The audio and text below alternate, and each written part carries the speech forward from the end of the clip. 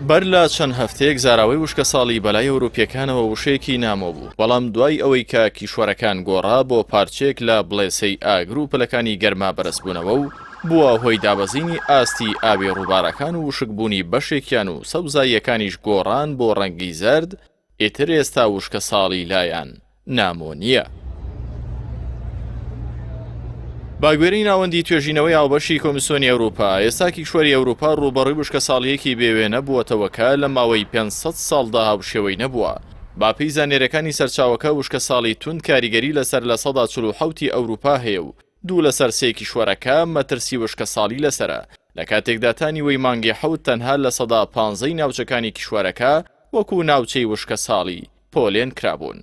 لە فەڕەنسا ئەلیزابێس بۆڕن سەرۆکوەزیران پێکێنانی تیمێکی بۆ ڕووبەڕووبوونەوەی خراپترین وشکە ساڵی لە ماوەی 64 ساڵی ڕابردوودا ڕاگەیان کە 100 ناوچەی فەڕەنسا بەدەستکەمی ئاوی خواردنەوە دەناڵێنن.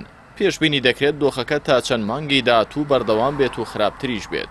ئاوکات یەدەگی ئاوی ئیسپانیا بۆ لە 140 دابەزیوە کە نزمترین ئاستە لە مێژوودا تۆماری بکات. ئەم ڕێژەیەش هەفتانە لە 101.5 دادەبەزێت ئەگەر لە هەفتەیەدا باران نەبارێت. هەروەها باپی ئامارەکانی کۆمەڵی کەشناسی ئیتالیا ئەمساڵ وشکترین ساڵە لە مێژووی وڵاتەدا و ئەوەی ئێستا ڕوودەدا زیاتر لە 230 ساڵە تۆمار نەکراوە، کە ڕووباری بۆ دیارترین دیاردەی وشکە ساڵی لە ئیتالیا نیشان دەدات، دوایەوەی کە پێشتر 652 کیلۆمەتر ئاوەکەی دەڕۆی، بەڵام ئێستا بۆ تەنها لە سەدا دۆخی ئاسایی کەمی کردووە. لە ئەڵمانیاش ڕووباری ڕاین یەکێکە لە گرنگترین ڕووبارەکانی ئەوروپا، لە ڕێگەیەوە گەورەترین جوڵەی بازرگانی لە ئەوروپا تێدەپەڕێت. ئەڵمانیا بە بەندەرە گەورەکانەوە دەبەستێتەوە، بە تایبەت ڕۆتەردام لە هۆڵەندا و بەندەرەکانی بەریتانیا، بەڵام باهۆی دابەزینی ئاوەکەی هەندێک لە کەشتیەکان تەنها لە 125 لە تواناکانی بنەڕەتی خوان هەڵدەگرن بۆ ئەوەی لە ڕووبارەکەدا گیر نەخۆن. هاوکات بەلجیکا وشکترین ساڵی لە دوای ساڵی 1885 لە مێژووی خۆیدا تۆمار کردووە کە ئاستی ئاوی ژمارەیەکی زۆر لە ڕووبارەکانی دابەزیوە. لای خۆشیەوە حکوومەتی بەریتانیا ڕایگەیاند 8 ناوچەیە وڵاتە کەوتونەتە حاڵەتی وشکە ساڵی توندەوە و گەرمترین هاوین لە مێژووی بەریتانیا لە ساڵی 1976ەوە تۆمار کراوە.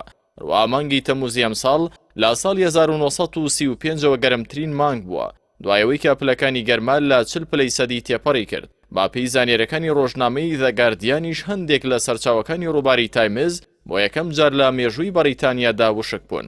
سەبارەت بە هۆکارەکانی وشکە ساڵیە، شارەزان پێیان وایە پەیوەندی بە گۆڕانی کەشوهەواوە هەیە، لەگەڵ کەمبوونەوەی بارانبارین و نەبارینی بەفر لە چیاکان، لەگەڵیشی داهاتنی شەپۆلی گەرما لە باکووری ئەفریقیاوە ڕۆڵی لە وشکبوونی زیاتری کیشوەرەکە هەیە.